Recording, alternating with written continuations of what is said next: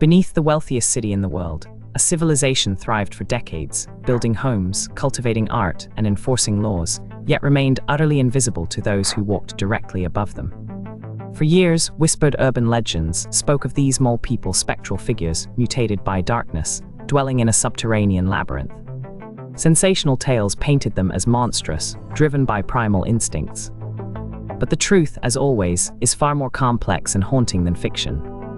We peel back the layers of myth to reveal the poignant reality of survival, community, and an unyielding quest for autonomy in the unlikeliest of places. The mere act of entering these hidden spaces was a gamble with death. In the pitch-black tunnels, the omnipresent danger of the third rail, carrying thousands of volts, was a constant, silent threat. Just feet away, active subway lines rumbled past, their trains a sudden, deafening blur that could mean instant demise. The air was thick with damp earth and the metallic tang of rust, the only light often coming from exploratory flashlights cutting through the oppressive gloom. Yet it was in this perilous environment, amidst the echoing sounds of the city's frantic pulse above, that entire communities found refuge. These were not haphazard encampments, they were meticulously organized societies. Within stretches like the Freedom Tunnel, multi-room structures were crafted from salvaged materials, plywood, tarps, and discarded furniture. Ingenious systems for cooking, sanitation, and even communal living emerged. Jennifer Toth's seminal work, The Mole People, documented not only makeshift kitchens and living quarters, but also art installations, libraries, and even meticulously carved pathways. It was a testament to human resilience and ingenuity, building civilization from the debris of the very world that had cast them out, all while remaining unseen.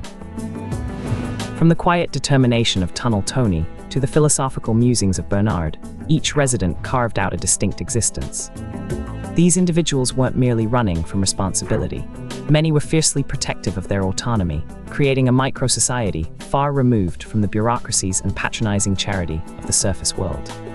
They established their own rules, their own systems of trade and support, valuing the freedom and self-determination the tunnels offered over the often dehumanizing environments of official shelters. It was a choice, albeit born of desperate circumstance, to live on their own terms underground. The architectural scale of these forgotten infrastructures is staggering.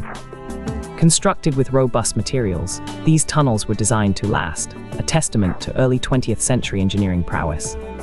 Vast, vaulted ceilings lined with brick and concrete, massive steel supports, and endless stretches of darkness defined their subterranean world. Yet the same structures that offered concealment also contained immense practical dangers. The ongoing railway maintenance, seismic shifts, and water infiltration constantly threatened these communities.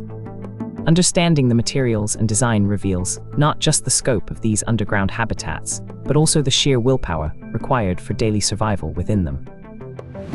The motivations for choosing this arduous subterranean life were multifaceted, going far beyond simple homelessness.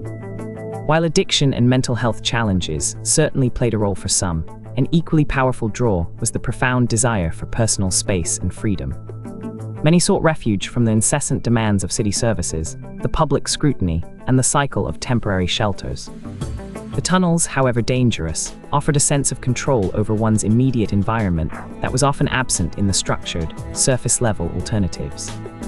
It was a place where they could define their own rules, away from constant judgment. Despite their intricate societies, these underground communities inevitably faced pressure from the surface. Throughout the 1990s, New York City authorities launched concerted efforts to clear the tunnels, viewing them as both a public safety hazard and a symptom of urban decay. These were not always simple rescue operations. Eviction methods ranged from physical removal to the outright sealing of entrances, scattering residents and destroying their painstakingly built homes. For many, losing their underground sanctuary was akin to losing their chosen home, disrupting the very communities they had so carefully constructed in the shadows. The displacement of these tunnel communities raised profound questions about what truly constitutes home and the ethical responsibilities of society. Was it justified to destroy self-sustaining communities, however unconventional, if the alternative was often a return to the streets or an impersonal shelter system?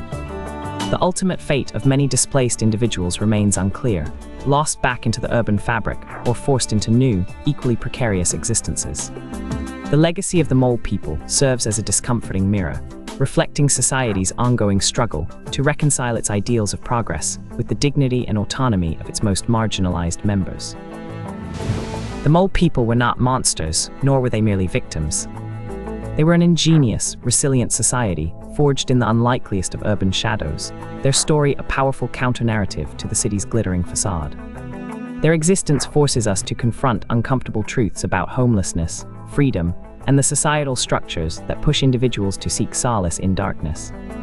As we look at the gleaming cityscape of New York today, the echoes of their unseen lives serve as a poignant reminder of a forgotten chapter, urging us to question who gets to define what constitutes a home and what it truly means to be free.